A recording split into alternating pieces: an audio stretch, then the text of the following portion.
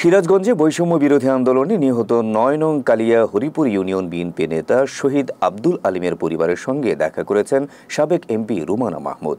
বৃহস্পতিবার সকাল ১০টার দিকে শহীদ আব্দুল আলিমের বাড়িতে যান তিনি। সিরাজগঞ্জ সদর চরবনবাড়িয়া গ্রামে গিয়ে শহীদ আব্দুল আলিমের স্ত্রী, ছেলে, মেয়ে ও পরিবারের সঙ্গে কথা বলেন রুমানা মাহমুদ। এ সময় তিনি আব্দুল আলিমের পরিবারের সদস্যদের সান্ত্বনা দেন এবং তাদের পাশে থাকার প্রতিশ্রুতি জানান। সিরাজগঞ্জের সদর উপজেলা বিএনপির সভাপতি রফিক সরকার, সাংগঠনিক সম্পাদক জাহিদুর রহমান তারেক সহ ৯ নং কালিয়া হরিপুর ইউনিয়ন বিএনপি ও অঙ্গ সংগঠনের নেতৃবৃন্দ এ সময় উপস্থিত ছিলেন।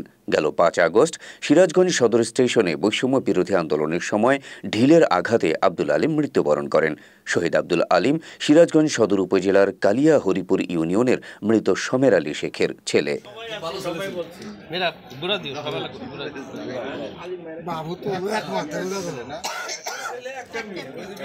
এক ছেলে এক মেয়ে বিয়ে হয় নাই, আর বাচ্চা